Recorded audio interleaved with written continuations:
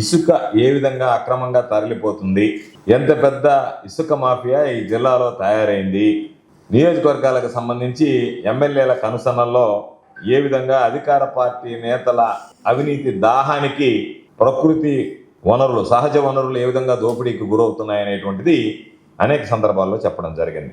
ఈరోజు మేము చెప్పాం, అక్రమంగా ఇసుక అనేటువంటిది ప్రభుత్వ ఆదాయానికి గండు కొడుతూ ఉచిత ఇసుక పేరిట స్థానికంగా ఉండేటువంటి శాసనసభ్యులు విచ్చలవిడిగా దోపిడీకి పాల్పడుతున్నారు అని చెప్పి అనేక సందర్భాల్లో చెప్పడం జరిగింది. ప్రొసీజర్లు కూడా స్ట్రీమ్ లైన్, ఏమీ ఎక్కడా తేడా లేకుండా, ఎవ్వరు వేరేవాడు వేలు పెట్టకుండా, క్యాష్ మిస్యూజ్ కాకుండా, మధ్యలో ఉండేటువంటి వాడు కొట్టేయకుండా ఫుల్ ప్రూఫ్ సిస్టమ్ పెట్టాడు. చంద్రబాబు చెప్తుంటాడు టెక్నాలజీ, ఆ టెక్నాలజీని మన సోమిరెడ్డి బ్రహ్మాండంగా అడాప్ట్ చేశాడు. ఇది అక్కడ ఉన్నటువంటి స్కానింగ్ మిషన్, క్యూఆర్ కోడ్, మళ్ళీ లేట్ కాకుండా, డబ్బులు ఫోన్పే కూడా ఇబ్బంది లేకుండా ఒక క్యూఆర్ కోడ్ పెట్టేశారు. అక్కడ స్కాన్ చేసిన వెంటనే ఒక స్లిప్ ఇస్తాడు. ఆ స్లిప్లో ఏమీ ఉండదు. శాండ్ అంటే ట్రాక్టరా, 12 బళ్ళ లారీయా, 14 బళ్ళ లారీయా, ట్రిప్పరా, అంతే. సింపుల్ స్లిప్, అంతే, ఇంకేముండదు. ఆ స్కానర్కి సంబంధించి ఒక ట్రాక్టర్కి 1250 రూపాయలు. దీనికి సంబంధించి ఎవరైనా చూస్తే ఈయన పేరు శ్రీ సాయి శ్రీనివాస్ అంట. ఆయన పేరుతో నేరుగా 1250 రూపాయలు కొట్టేశాడు. దానికి సంబంధించినటువంటి ఫొటోస్ అన్ని అక్కడ చూపించాం. అదేవిధంగా అనేక సందర్భాల్లో చెప్పాం, రాత్రింబ పగుళ్ళు తేడా లేకుండా చేస్తున్నారని చెప్పి పెన్నా నదికి సంబంధించినటువంటివి చూస్తే అవి అసలు యాక్చువల్గా ఎంత దారుణంగా ఉందో ఒక్కసారి మీరు చూడొచ్చు.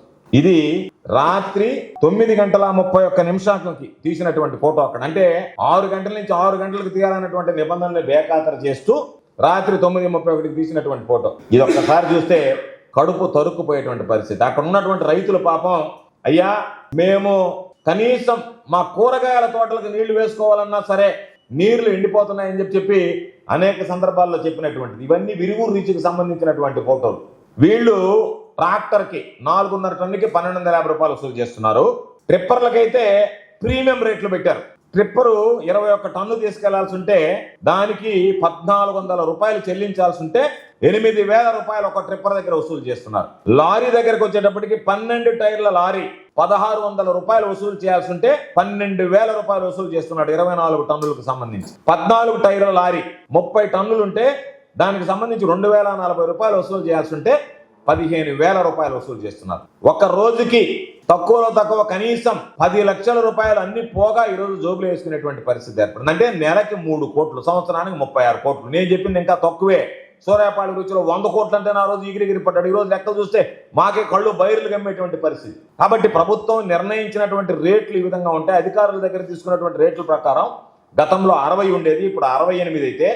ఎందుకంటే ఏదైనా ఒక వాస్తవం చెప్పేటప్పుడు క్షేత్రస్థాయిలో దీని నిజానిజాలు తెలుసుకుని చెప్పాలి, దాని ద్వారా మీకు తెలియజేయాలనేటువంటి ఆలోచనతో చూస్తే ఈరోజు నేరుగా విచ్చలవిడిగా, అంటే అసలు ఈ జిల్లాలో అధికారులు ఉన్నారా, వ్యవస్థ నడుస్తుందా, వ్యవస్థ పనిచేస్తుందా, ఇంతకన్నా దోపిడీ దొంగతనం మరొకటి ఉందా అంటే నేరుగా ఒక ప్రైవేటు వ్యక్తి వెళ్ళి దానిని ఆక్రమించుకొని, చంద్రబాబు నాయుడు ఏమో ఉచిత ఇసుక అని చెప్పి చిలక పలుకులు పలుకుతుంటే వాటికి భిన్నంగా ఒక వ్యక్తి నేరుగా దాన్ని ఆక్రమించుకొని నదీ పెన్నా గర్భంలోకి రోడ్లు వేసి ఇష్ట ప్రకారం ఇసుక తోడేసి దానికి సంబంధించినటువంటి నేరుగా ఒక క్యూఆర్ కోడ్ డైరెక్ట్ గా అక్కడ పెట్టి స్కాన్ చేసి మీరు డబ్బులు వేసేయండి మా ఖాతాలు అని చెప్పి దోపిడీకి పాల్పడుతుంటే, ఇటువంటి దోపిడీ ఈ జిల్లా చరిత్రలో, సర్వేపల్లి నియోజకవర్గ చరిత్రలో, ఈ రాష్ట్ర చరిత్రలో ఎన్నడైనా జరిగిందా అనేటువంటిది ఈసారి ఆలోచించేయండి. ఒక నియోజకవర్గానికి సంబంధించి ఒక రీచ్ లోనే నెలకి 3 కోట్ల రూపాయలు దోపిడీ అవుతుంటే, జిల్లా వ్యాప్తిగా ఉన్నటువంటి రీచ్ల్లో ఈరోజు ఆత్మకూరు నియోజకవర్గం కావచ్చు, కోవూరు నియోజకవర్గం కావచ్చు, సర్వేపల్లి నియోజకవర్గం కావచ్చు, వీటికి సంబంధించి ఉన్నటువంటి రీచ్ల్లో